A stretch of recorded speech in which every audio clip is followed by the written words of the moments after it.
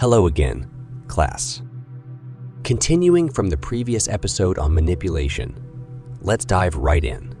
There are two things that manipulative people do when they react. First, a manipulative person understands the basic nature of humans, and once they've identified their target, they will study what traits the target possesses. Second, once they've identified these basic traits, they will exploit them, such as the target's needs, boundaries, morals, and weaknesses. This exploitation is done using various techniques, one of which is repetition. In psychology, this is called reinforcement.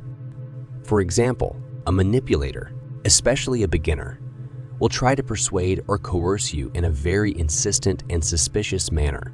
They do this because human nature is inherently constrained by a moral boundary. This constraint causes discomfort to the manipulator because their morality is conflicted by their deceitful behavior. When someone interacts with you and repeatedly says the same things over and over again, they are engaging in continuous repetition about how they can provide you with benefits. For example, they might say something like, "If you finish this project, I'm sure you'll triple your net profit." And, of course, without any risk.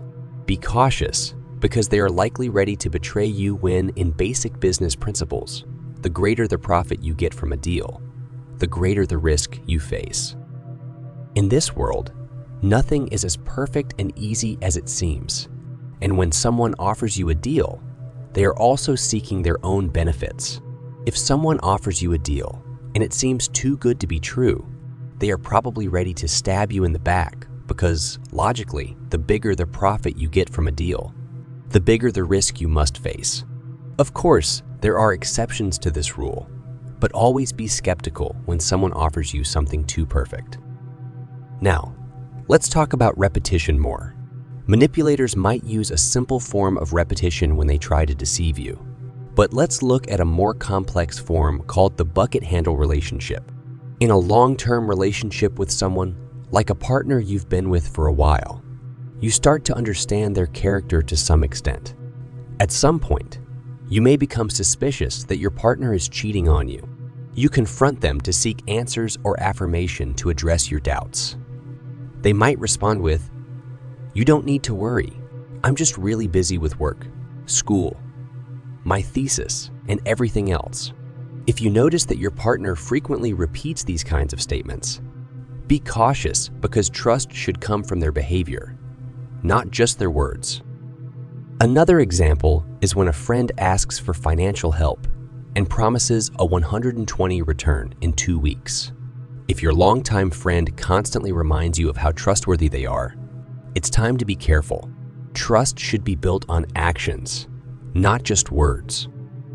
When someone repeatedly emphasizes their trustworthiness or repeatedly tells you that they will return favors multiple times, don't make deals or transactions with them without proper guarantees or agreements in place.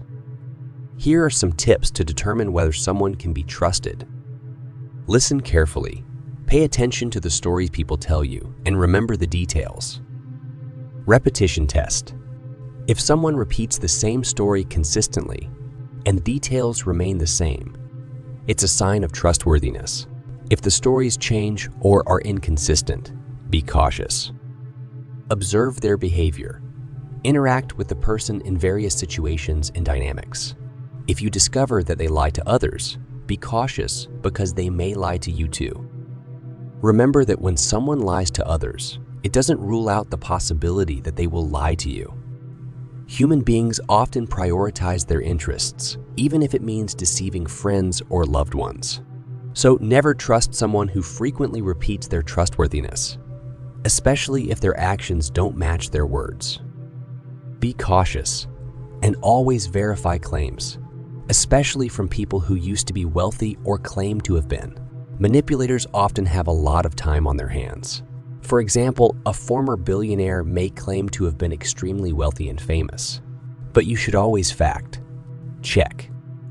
In conclusion, never trust someone who frequently uses repetition and reinforcement to persuade you of their trustworthiness. They might say, "You can trust me. I won't lie to you because you're my friend or you're my partner." But in the end, everyone is essentially a stranger. I've met many manipulative people who can lie very naturally, to the point where I couldn't differentiate between their lies and the truth. I've been deceived countless times. Next, be cautious when you meet someone who used to be wealthy, but is no longer. Most manipulators I've encountered had a lot of time on their hands. That's all for this lecture. If you have any questions, please write them in the comments. I'll address the most interesting questions in the next episode. Don't forget to share, like, and subscribe.